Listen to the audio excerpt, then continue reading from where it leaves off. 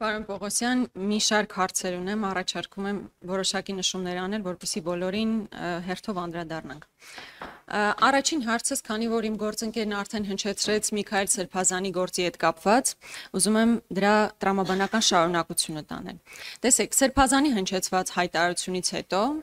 դատախազությունը որոշում է կայացնում, այսինքն կարծիք է հայտնում, որ հանցակազմ չկա նշված հայտարարության մեջ, հետևաբար քրեական գործ նախաձեռնելու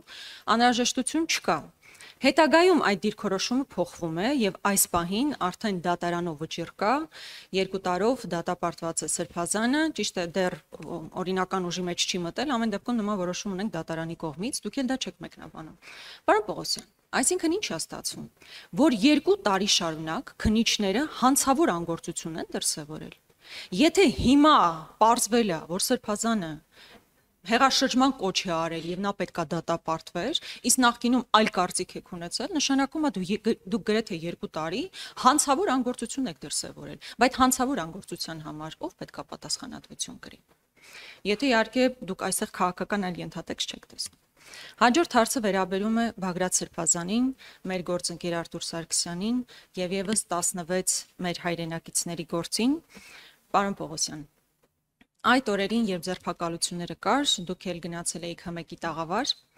ի թիվս այլ մանրամասնությունների, որոնցից ընդամենը մեկ դրվագ եմ ուզում առանձնացնել, դուք ասում եք, հիշում եք Գյուլելու այդ հատվածը, դուք հստակ նշում եք, եթե անհրաժեշտություն լինի, ես ձայնագրությունը կմիացնեմ, ասում եք առանց կոնտեքստից կտրելու եւ Գյուլելը ներկայացնում եք մի իրողության մեջ, որ տեղի է ունենալու իշխանափոխություն, իշխանության զավթում, որի ընթացքում լինելու են մարդկանց գյուլելու եւ նստացնելու գործընթացներ։ Հետագայում հրապարակված ձայնագրություններով արդեն ապացուցվում է,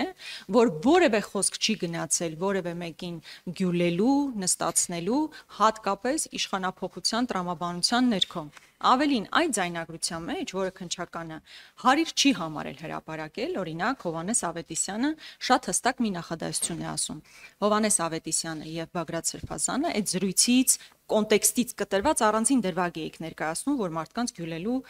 իրավիճակ պետք է լիներ։ Ասում է ոչ մի պայմանում ոստիկաների հետ կռվի մտնել չի կարելի։ Ես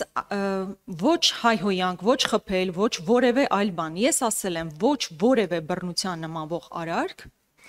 Հիմա բառը կարող է փոխված լինի, բայց տրամաբանությունը դա է։ Այսինքն երկրորդ գլխավոր պայմանը դա է, փողոցային ոչ բռնի պայքար ունենալու համար ոստիկաների հետ չի կարելի բախման գնալ, հրել, քաշել, կռվել հետները եւ այլն եւ այլն։ Եվ Սրբազանն էլ համաձայնում է սրա հետ։ Հիմա ինձ խնդրում եմ բացատրեք։ Երբ որ դուք դա հրապարակային ասում եք, երբ որ ասում եք կոնտեքստից կտրած չի այն, որ մարդիկ պատրաստվում էին իշխանության զավթում իրականացնել մարդիկ գյուլելու միջոցով։ Հիմա դուք այս իրավիճակում ինչ պատասխան եք տալու նախ եւ առաջ մեր հանրությանը։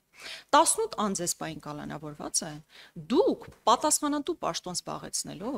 ունենալով ամբողջական ինֆորմացիա ձեր ձեռքի տակ, որովհետև ես դժվար եմ պատկերացնում, որ ձեզ ամբողջական տեղեկատվությունը չի տրամադրել։ Դուք վստահաբար ունեցել եք այս ամբողջը ձեր ձեռքի տակ, բայց նախընտրել եք քաղաքական ենթատեքստով, քաղաքական դրդապատճառներով, ընդհանրապես մի նախադասություն հանել եւ ժողովրդին ահաբեկել, որ այս մարդիկ պատրաստվում են Ժորժ ջան ձեզ գյուլել, ձեզ գնդակահարել, նստացնել միայն թե իշխանություն վերցնել։ Հիմա այս պարագայում դուք պատրաստվում եք նախ եւ առաջ ժողովրդից ներողություն խնդրել, եթե չէ, խնդրում եմ բացատրեք, թե ոչ կոնտեքստից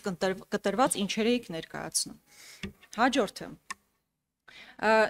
Ես ուզում եմ ձեզ հարցնել հետեւյալ իրավիճակի մասին, վերջերս Հովանավանքում կարգալուց եղած հոգեվորականի կողմից պատարակ էր կազմակերպված, դա 2 շաբաթ առաջ էր, կարծում եմ առաջինը, 2 շաբաթ առաջ էր եւ այդ նույն օրը, Կիրակի օրը քննիչը որոշում է կայացնում, որ 10-ից ավել հոգեվորականներ պետք է կանչվեն քննչական կոմիտե հարցաքննության։ Ես հիմա խնդրում եմ մեկնաբանեք, ինչպիսի հրատապություն էր դա, որ հենց Կիրակի օրը պետք է հենց Կիրակի օրը բոլոր հոգեվորականները պետք է ուղղակի տարածքում չլինեին։ Կիրակի օրով նման այսպես իմպերատիվ անհրաժեշտություն որտեղից էր առաջացել։ Հաջորդը, երբ գնացել են խոզարկությունների հոգևորականների տանը, օրինակ Բյուրականի հոգևորականը վերջերս հարցազրույցի ժամանակ ասում է, երբ քննիչները մտան մեր տուն, իմիջիայլոց բոլոր այդ ամբողջ ընթացքում նույնիսկ երեխաների պլանշետներն են վերցրել եւ միջև հիմա չեն վերադարձրել, սա էլ խնդրում եմ մեկնաբանեք, սա ինչ իրավիճակ է։ Վիրականի հոգեվորականի տանը խուզարկություն իրականացնելիս մարդը գիշերազգեստով է եղել։ Ուզում եմ հստակ ընդգծել, հոգեվորականը գիշերազգեստով, քննիչին ասելա թույլ տվեք գոնե փոխեմ իմ շորերը, քննիչը թույլ չի տվել այդ ընթացքում, որպեսզի հոգեվորականը իր գիշերազգեստը փոխի։ Լավ, սա ինչ մոտեցում է, սա ինչ տրամաբանություն է։ Մեկ էլ հավանաբար 30-ականներին էր, որ ՆԿՎԴ-ն մտնում էր ու այդ նման գործողություններ իրականացնում հոգեվորականների նկատմամբ։ Երբ որ ասում եք քննիչը ինքնուրույն է իր որոշումներ կայացնելուն եւ այլն, այսինքն այդ քննիչը մտածել է, որ հոգեվորականը եթե իր գիշերազգեստը փոխի, հետո նստեն խոսելու, այդտեղ մեծագույն ողբերգություն էր տեղի ունենալու։ Կամ բռնագրավված այդ պլանշետները երեխաներին վերադարձն, ինչու մինչեւ հիմա չեն վերադարձվել։ Հաջորդը Գյումրվա դեպքերի մասով որոշակի անդրադարձ տեղի ունեցավ, պարոն Պողոսյան։ Դուք ասում եք կալանքի միջնորդությունները 16%-ով նվազել են։ Միևնույն ժամանակ մենք տեսնում ենք այն իրավիճակները, որոնք ակնհայտ ունեն քաղաքական ենթատեքստ, այդտեղ որևէ կերպ նվազում չկա։ Օրինակ, երբ մենք ասում ենք Գյումրում տեղի ունեցած դեպքերով, երբ որ տասնյակ մարդիկ բերման են ենթարկվում, հետո ձերբակալում, այնուհետև կալանավորվում եւ այդտեղ ակնհայտ քաղաքական ենթատեքստ կա, օրինակ մի դրվագով ասեմ, խոսքը ոչ միայն Սարուխանյան Կարենի զոքանչի մասն է, այդտեղ օրինակ փաստաբան Ռուբեն Մխիթարյանը ու նույնիսկ ձայնագրություններով տեսա ձայնագրություններով ակնհայտ երևում է մարդը ձեռքերը բարձրացրած, փորձում է այնպիսի իրավիճակ ստեղծել, որ հանկարծ բախում տեղի չունենա, ու դա ձայնագրված է, մենք բոլորս դա տեսել ենք։ Հիմա այդ տեսանյութերը դիտելուց հետո դուք ո՞նց է քննիչը ո՞նց է մտածել, որ այս հենց այն հանցագործությունն է, որի համար մարդուն պետքա տանել կալանքի։ Իրականում հարցերը շատ են, բայց մի հատ էլ ապօրինի գաղտնալսումով եւ իմ սիրելի Անիֆով։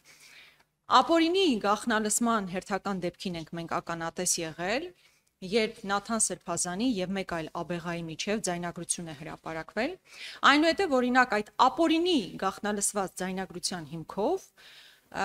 հարցաքննության է կանչվել Նաթան Սրբազանը, բայց ես չտեսա որևէ հաղորդում այն մասին, որ բուն ապօրինի ձայնագրությունների մասով եղել է գործ վարույթ կա հարուցված։ Այս դեպքում ինչ է նշանակում, ապօրինի ձայնագրության հիման վրա մարդուն կանչում են հարցաքննության գործ են հարուցում, բայց բուն գաղտնալսման առիթով վարույթ չի նախաձեռնվել։ Եվ վերջինը Անիֆի մասով,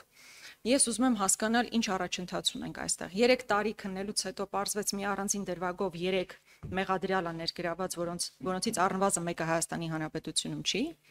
Այստեղ ինչ առաջընթաց ունենք, բայց այս 3 ներգրաված անձինք էլ 1.5 միլիարդ դրամի մսխման գործի շրջանակներում էր, բայց ուզում եմ հիշեցնել, որ Անիֆը մոտարապես 70 միլիոն դոլարի մսխման գործ էր եւ այդ շրջանակներում ուրիշ ինչ նոր զարգացում ունենք։ Շնորհակալություն։